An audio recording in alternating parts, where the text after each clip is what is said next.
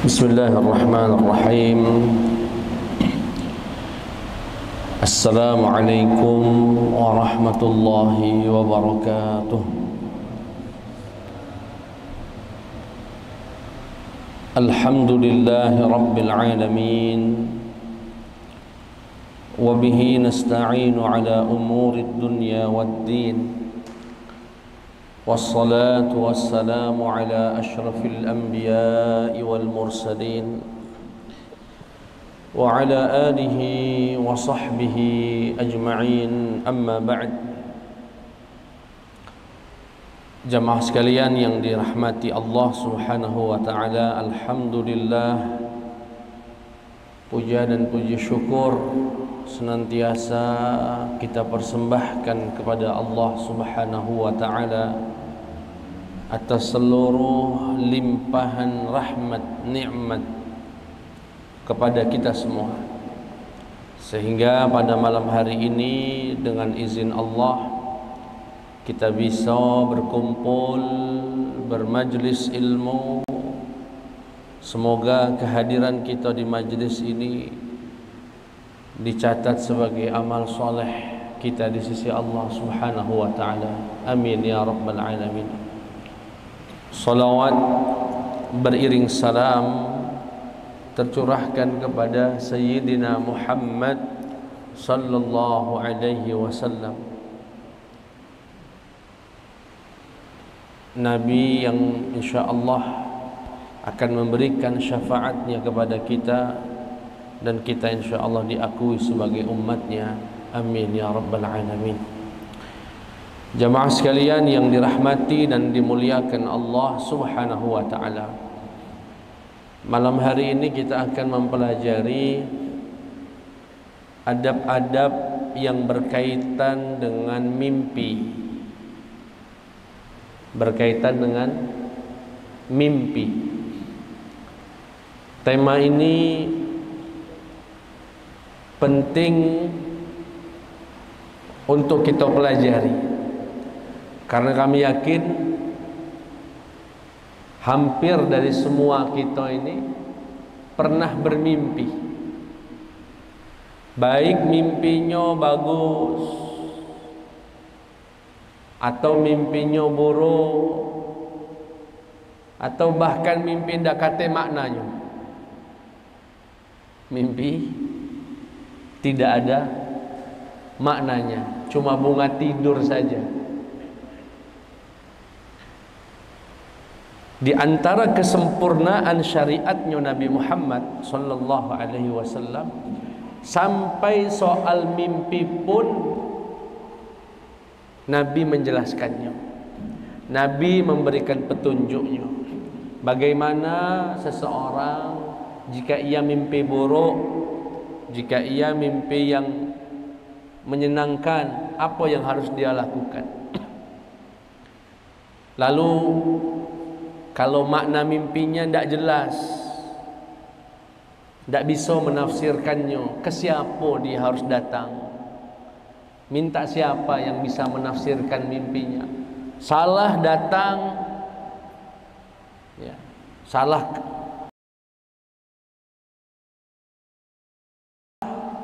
karena tafsiran yang salah, akhirnya sikap dan keputusannya ikut salah. Bahkan sebagian orang ada yang mengeksploitasi mimpi, memanfaat, terutama di masa-masa pemilu. Mulai sikok-sikok cerita, aku mimpi nomor 2 yang menang. Lah, nomor 2, nomor sikok.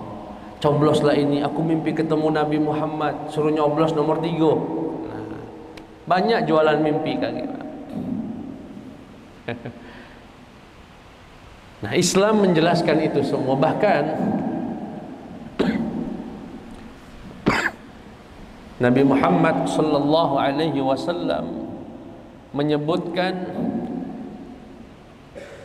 kenabian itu memiliki 46 cabang.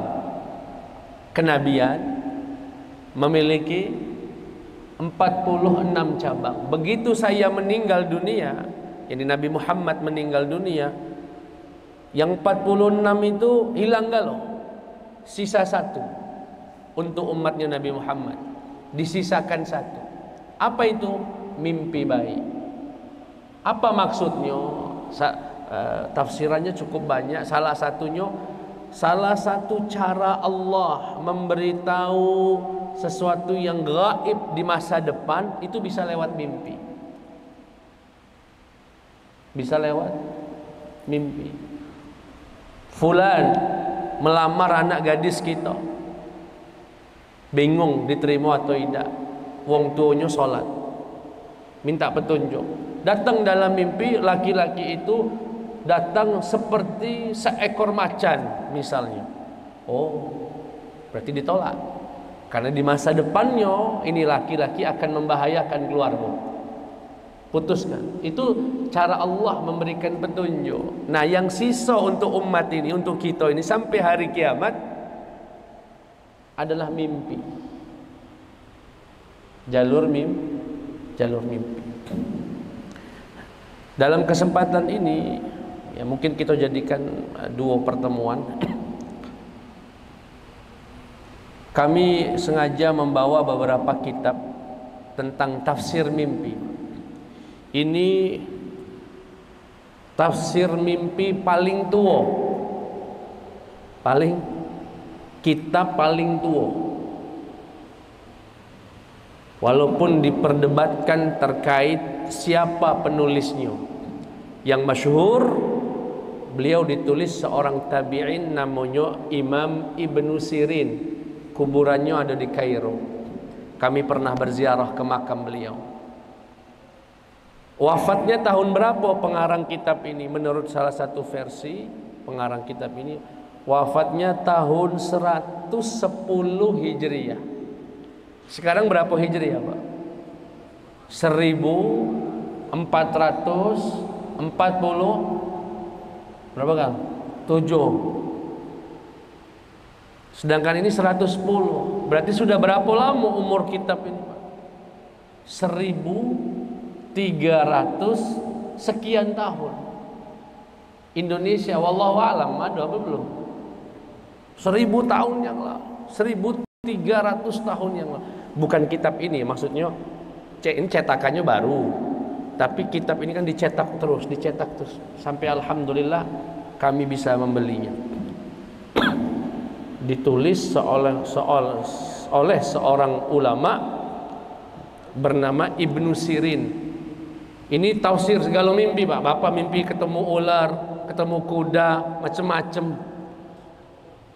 Mimpi lagi sholat, mimpi lagi digebuki uang. Aduh galau. Ya. Cuma mimpi nomor togel kate. Jangan gak datang nomor togel nak masang, datang ke kami. Nak. Yang kedua ini kitab tafsir mimpi juga. Ini ditulis oleh guru-guru kami, gurunya guru kami. Orangnya buta, Pak. Tapi profesor. Buta, profesor, meninggal dalam keadaan sujud. Namanya Profesor Dr. Muhammad Abu Bakar Ismail. Ini juga tafsir mimpi. Jadi kalau Bapak ada mimpi sesuatu, nak tahu apa dia tafsirannya, Ustaz, jangan ke kami bukan ahli tafsir mimpi. Paling kami pacak bukakan kitabnya, rujukannya. Kalau ini baru wafat sekitar 20 tahunan yang lalu. Ya, baru kalau ini profesor. Ini yang tua, paling lama. Ini paling tua, ini mungkin paling muda.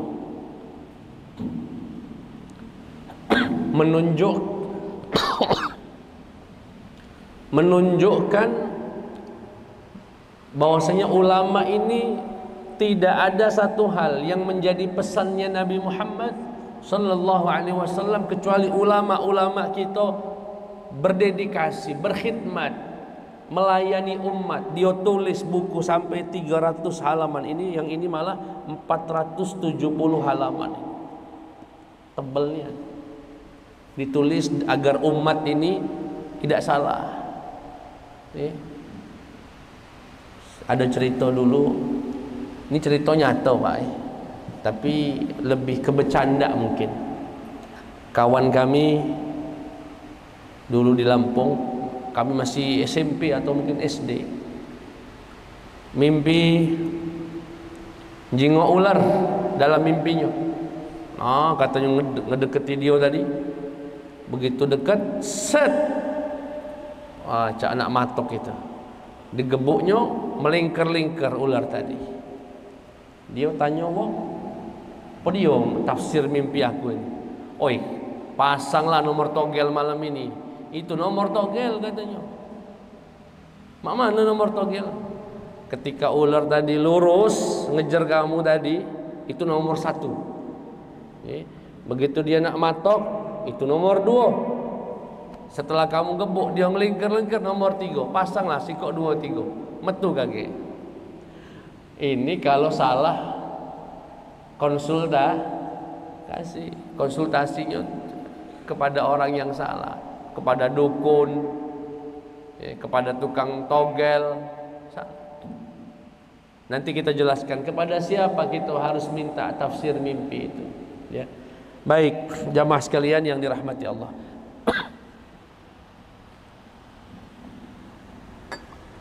Sebagai gambaran, Pak. Jadi mimpi itu secara umum dibagi menjadi 3. Secara umum, Pak, ya. Kalau didetilkan cukup banyak perinciannya. Yang pertama, mimpi dari Allah. Namanya ru'yah salihah. Namanya apa? Ru'yah salihah. Ini mimpi yang datangnya dari Allah Subhanahu wa ta'ala, memberikan kabar gembira atau memberikan petunjuk kalau kita ni bakal kena musibah, maka antisipasilah, ya. Atau memberikan, di Quran banyak kisah Nabi Yusuf sampai akhirnya dia dibebaskan dari penjara gara-gara rajanya bermimpi, ya, akan terjadi, ya, swasembada pangan selama 7 tahun, dan setelahnya akan datang 7 tahun yang paceklik. Akhirnya ditafsir, itu tafsiran daripada Sayyidina Yusuf alaihissalam. Nah, ini disebutnya dengan ru'yah salihah. Ciri-cirinya apa, Ustaz? Ciri-cirinya ru'yah salihah ini satu saja ciri-cirinya, Pak. Mimpinya berurutan, dan ketika bapak bangun tidur, pacak nyeritakannya ke wong. Dah kata yang lupa. Awalnya begini, tengahnya begini, sampai akhirnya begini. Ini berarti mimpi dari Allah. Itu namanya ru'yah. Mimpinya berurutan, masuk akal. Begitu bangun, dia pacak menceritakannya kepada wong. Maksudnya pacak itu dia ingat semua, tidak ada yang lupa dari mimpinya. Oh begini, dia naik angkot, angkotnya warnanya ini, berjalan ke tangga buntung, berhenti, misalnya. Bisa dia ceritakannya. Ini namanya ru'yah. Yang kedua namanya hulmun. Hulm ini dari setan, disebut juga dengan ru'yah syaitaniyah. Mimpi buruk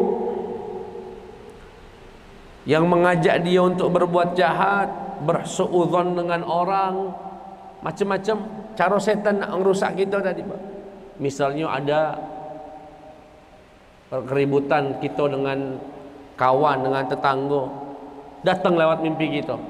Tetangga itu digambarkan oleh setan dengan makhluk besar misalnya, macam-macam. Akhirnya bangun tidur, oh wong ini caknya nak bunuh aku dia ini. Itu namanya mimpi hulmun namanya. Hulmun. Mimpi dari setan. Tujuannya untuk kita berbuat jahat, jauh dari agama, bermusuhan dengan uang, benci dengan uang. Yang ketiga disebut dengan adghathul ahlam. Disebut dengan adghathul ahlam. Apa dia adghathul ahlam? Mimpi kate maknanya. Ngawur, mimpinya pun berantakan, tidak jelas. Ada misalnya macam-macam lah, tidak bisa diceritakan. Bingung nak ceritakan uang, bingung. Sering, ini biasanya paling sering mungkin bawaan capek, atau sebelum tidur nonton sinetron dulu, ke bawah-bawah sampai tidur misalnya. Itu namanya adghathul ahlam. Jadi ada ru'yah salihah, ada hulmun atau ru'yah syaitaniyah namanya. Dan yang ketiga ada namanya adghathul ahlam. Tak kata makna, tak beraturan pula. Baik.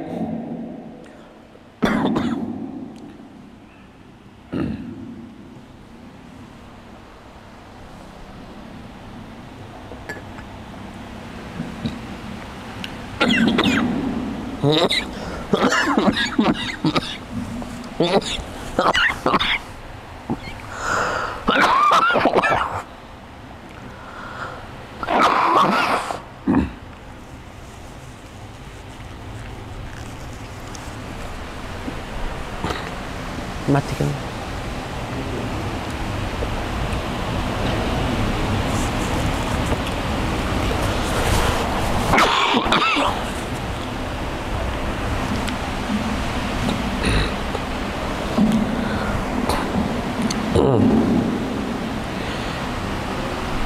Baik, yang pertama biarlah al-adab al-muta'alliqah bir-ru'yati salihah. Adab berkaitan dengan mimpi salihah, mimpi yang baik tadi. Mimpi yang Bapak, kalau mimpi yang baik kira-kira apalah yang harus dilakukan? Saya pernah cerita mungkin dalam satu kesempatan dulu, dan ini cukup sering ya Pak, dalam mimpi-mimpi baik itu.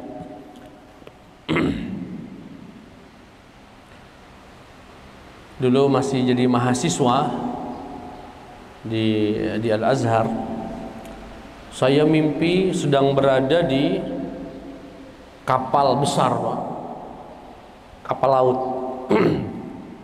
Mancing, baru taruh, sudah besar ikannya, dapat lagi, taruh lagi, terus begitu.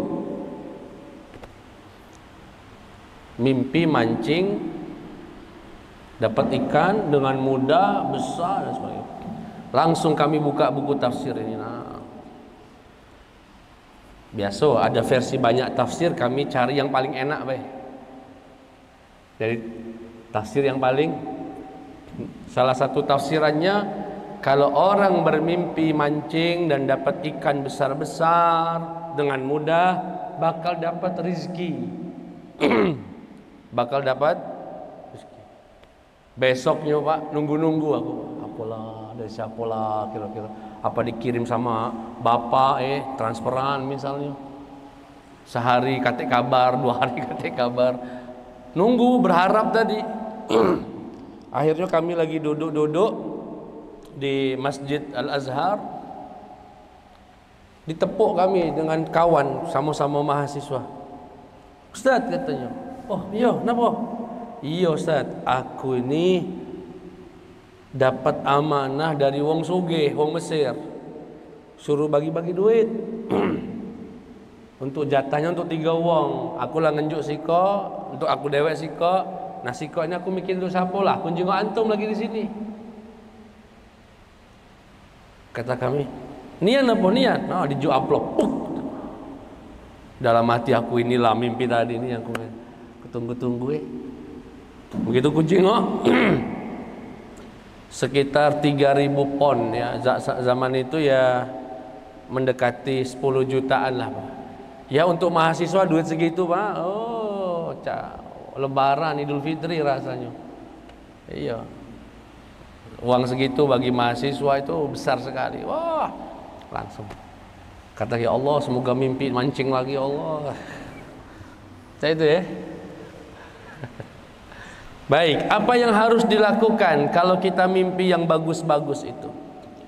Yang pertama, hamidallahu ta'ala, memuji Allah, alhamdulillah, mengucapkan alhamdulillah sesuai dengan petunjuk daripada Nabi Muhammad sallallahu alaihi wasallam.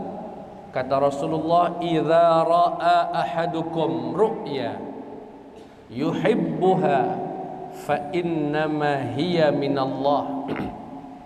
Barang siapa, jika salah satu di antara kalian bermimpi mimpi yang dia senangi, ketahuilah itu sesungguhnya hanya dari Allah.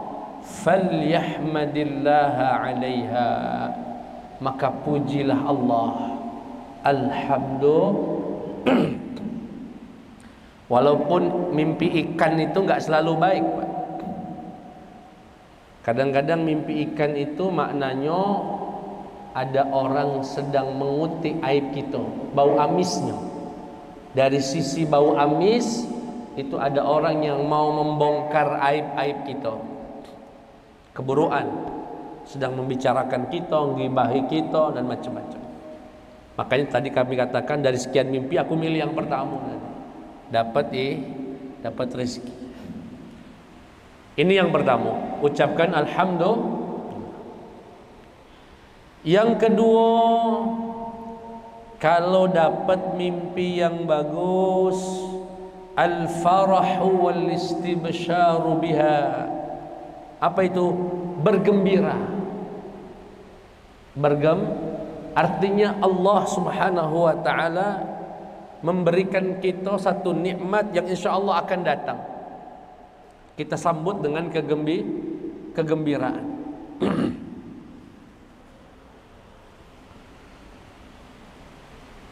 Senyum-senyum misalnya pagi-pagi, mimpi apa? Ya Allah, alhamdulillah, mimpi mancing gabus. Di mana? Taman Purbakala, maling namanya.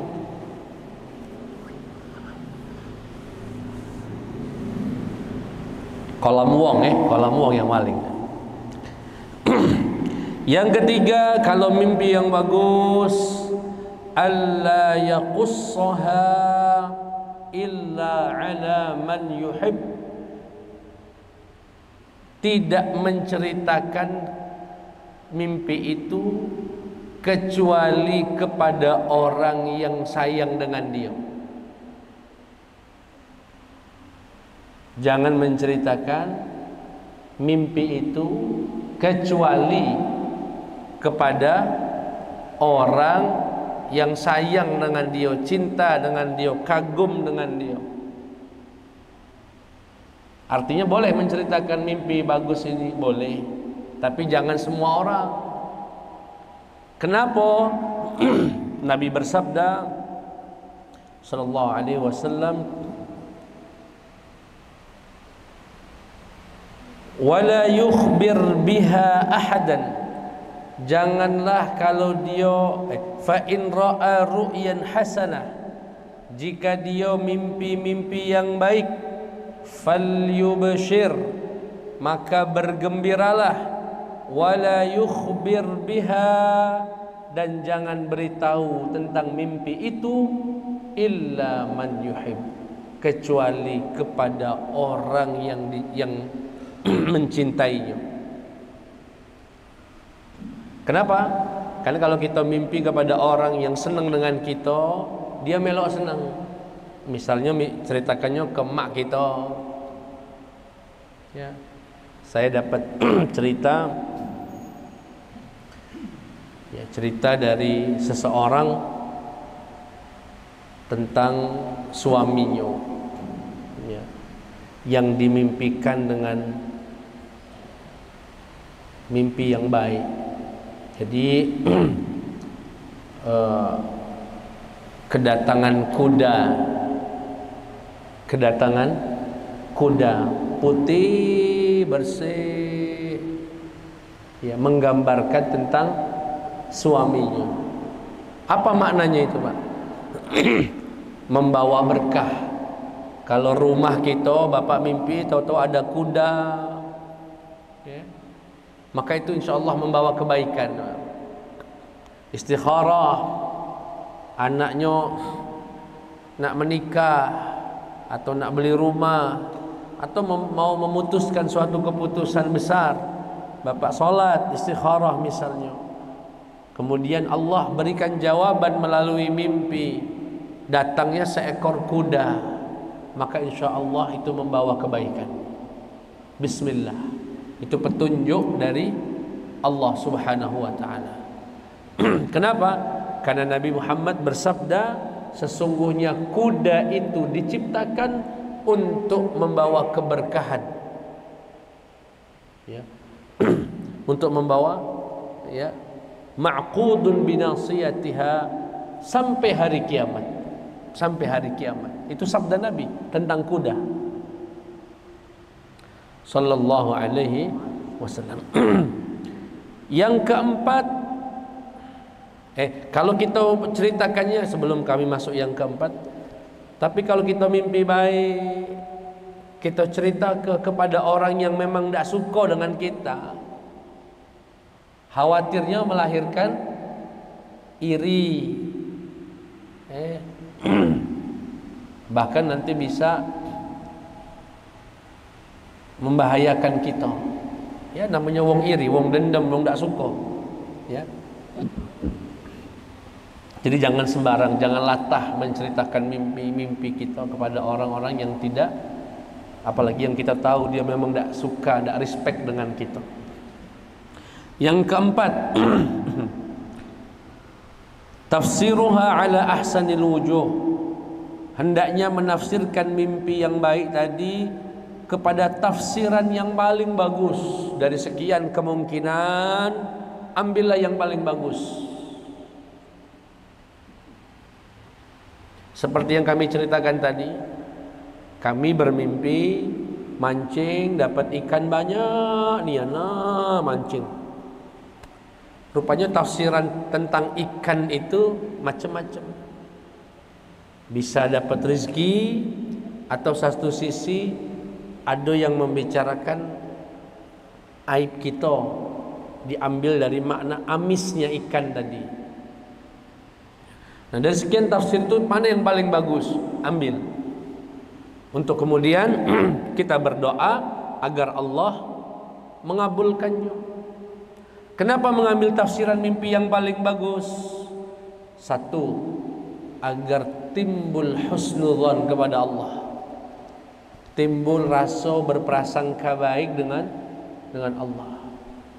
Yang kedua, timbul tafaul. Tafaul itu optimisme, ya. Timbul optimisme. Kan gara-gara bakal dapat rezeki besar, begawe jadi lebih semangat. Aku tadinya dia nak mager, malas gerak, nak ngurung baik, gara-gara mimpi dapat iwak besar-besar tadi, betul lah cari gawe kalau ada rezeki, wah besar. Jadi muncul, ya, optimis, tafaul.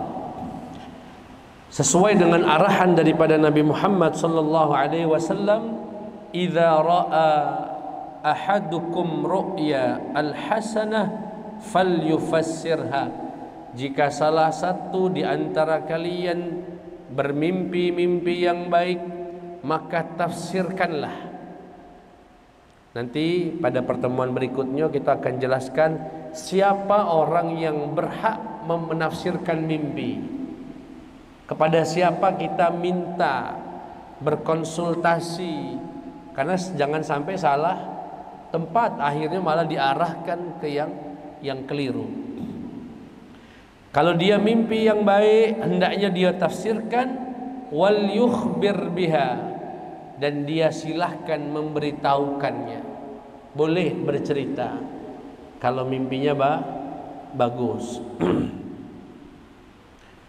Termasuk bermimpi bertemu dengan Nabi Muhammad sallallahu alaihi wasallam. Ini juga nanti insyaallah kita jelaskan pada pertemuan yang akan datang. Jamaah sekalian yang dirahmati oleh Allah Subhanahu wa taala, ini adab yang keempat. Yang berikutnya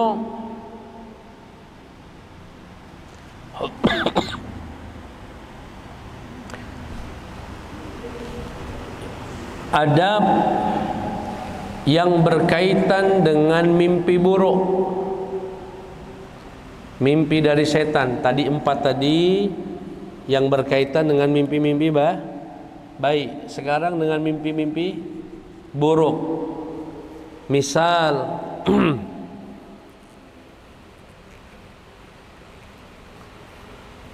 di antara mimpi yang tidak baik, rontok gigi. Mimpi gigi rontok, nah habis galau. Itu banyak tafsirannya. Apa gigi atas, apa gigi bawah. Ada yang menafsirkan kalau giginya rontok dalam mimpi, ada keluarganya yang bakal meninggal dunia atau celaka, atau mimpi dipatok ular atau didatangi ular. Itu 2 kemungkinan. Kalau ularnya sampai matok dan kita terluka, berarti ada orang jahat yang akan membahayakan kita. Tapi kalau ada ular ingin mematok, kita bisa mengelaknya, bahkan kita bunuh dia, artinya kejahatan itu bisa kita tangani. Macam-macam Pak ya tafsir. Nah, kalau mimpi-mimpi yang macam itu, apa petunjuk Nabi Muhammad sallallahu alaihi wasallam? Ya. Yang pertama, disunnahkan meludah ke kiri. Begitu mimpi buruk, bangun. 3, boleh nafasa. Nafasa itu meniup tanpa ludah. Fuh, fuh, fuh. Boleh 3 kali ke kiri saya ini. Fuh, fuh, fuh. Atau tafala. Tadi nafasa itu meniup tanpa ada ludah. Disebut dalam surat Al-Falaq, naffasati fil uqad. Nafas, yang tukang nyembur. Fuh, fuh, fuh. Yang kedua, tafala, boleh. Tafala itu ngeludah tapi dikit. Peh, peh, peh. 3 kali. Yang keempat, meludah nian. Cuh, cuh, cuh. 3-tiganya boleh. Tapi jingok kondisi baik. Bangun tidur saking semangatnya ngamalkan hadis ini, saking jengkelnya dengan mimpi tadi. Cuh, cuh. Maram wong rumah kita. Apa dia Pak bangun? Tapi subhanallah Pak ya, subhanallah. Beberapa jamaah atau bahkan kami sendiri ketika mimpi, ada rasa mimpi buruk tadi dan mengamalkan petunjuk Nabi, insya Allah nggak akan terjadi. Allah akan lindungi kita, yakin, karena ini petunjuk dari Nabi Muhammad sallallahu alaihi wasallam. Jadi kalau ada mimpi buruk, meludah 3 kali. Setelah itu membaca ta'awudz, a'udzubillahi minasyaitonir rajim 3 kali. Meludah ke kiri 3 kali, boleh dengan meniup saja, nyembur baik, bisa dengan nyembur sambil mercek, bisa dengan meludah nian. Yang kedua, ta'awudz salasan 3 kali.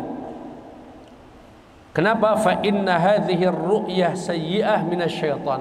Karena mimpi buruk tadi itu datangnya dari setan, dan kita diminta untuk berlindung dari setan dengan bacaan a'udzubillahi minasyaitonir rajim. Jadi bangun tidur, misalnya mimpinya kita tahu di tafsirannya, kadang-kadang langsung tahu, saking jelasnya mimpi tadi, kita tahu ini mimpinya mimpi buruk. Ada yang harus datangi dulu kiainya minta tafsir, buruk ini mimpinya, boleh saat itu dia meludah.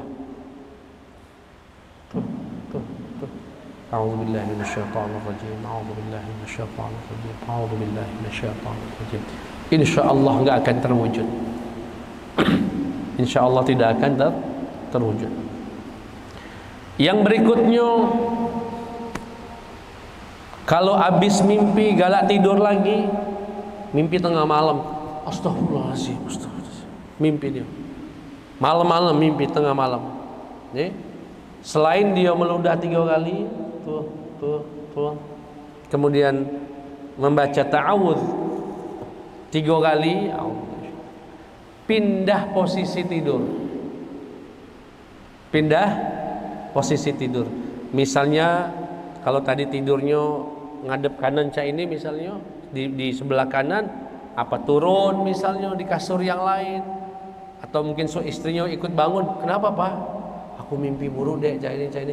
Ya udah gantian, pindah sini, kita pindah sana. Kalau memang ruangnya terbatas, minimal geser dikit, pindah posisinya.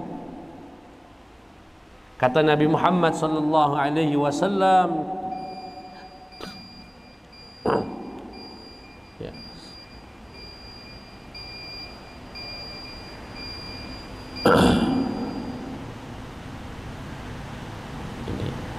wal yatahawwal an jambihi alladhi kana alaih, hendaknya dia berpindah dari sisi yang dia tidur mimpinya tadi. Kalau mimpinya pas lagi begini, geser tidurnya cak ini misalnya, atau geser dikit. Nah, ya, atau kalau wong rumahnya melok bangun, pindah niat, atau turun niat sekalian. Ini kalau mimpinya malam dan ingin tidur lagi. Ya, at-tahawul 'anil jambil ladzi yanamu 'alaih. Ini yang disebut kalau bahasa kita itu tafaul, Pak. Disebut dengan tafaul, itu melakukan suatu hal menjadi isyarat berpindahnya tidur kita tadi, menjadi berpindahnya mimpi buruk menjadi baik. Bapak ingat saat sholat istisqa, kalau khatibnya menggunakan sorban sebelah kanan sebelum khutbah, maka ketika berdoa disunnahkan sorban ini dipindah ke sebelah kiri. Nah, perpindahan sorban ini dimaksudkan Nabi tafaulan, agar dimaksudkan berubah dari kondisi kemarau menjadi penghujan. Nah, itu namanya tafaulan. Ya. Ada dalam Islam itu begitu. Buat rumah misalnya, pintunya yang agak besar. Napo berharap agar tamunya banyak, yang baik-baik, rezekinya banyak, berkahnya banyak. Jangan buat rumah pintu siko, jendela tutup lang, tidak masuk rezekinya, ya berkahnya tidak masuk. Yang berikutnya mungkin tidak cukup ya waktunya, kita bagi dua. An yas'alallaha khairaha wa ya'udzu billahi min syarriha. Ya, setelah dia tadi bangun meludah 3 kali, a'udzubillahi minasyaitonir rajim, geser tempat tidurnya, sebelum dia mulai tidur lagi atau nanti setelah sholat subuh, angkat tangannya, ya Allah, semoga mimpi buruk tadi tidak terjadi. Ya Allah, lindungi aku dari mimpi burukku. Ya, minta. Kalau mimpinya baik, ya minta, ya Allah, semoga mimpi tadi Engkau wujudkan, dan lain sebagainya. Intinya diiringi dengan doa. Kalau baik, agar Allah kabulkan, agar Allah wujudkan. Kalau mimpinya buruk, agar Allah hindarkan. Baik jamaah sekalian, itu dulu. Nanti insyaallah sisanya kita jelaskan di minggu depan. Subhanakallahumma wa bihamdika, asyhadu an la ilaha illa anta, astaghfiruka wa atubu ilaik. Wassalamualaikum warahmatullahi wabarakatuh.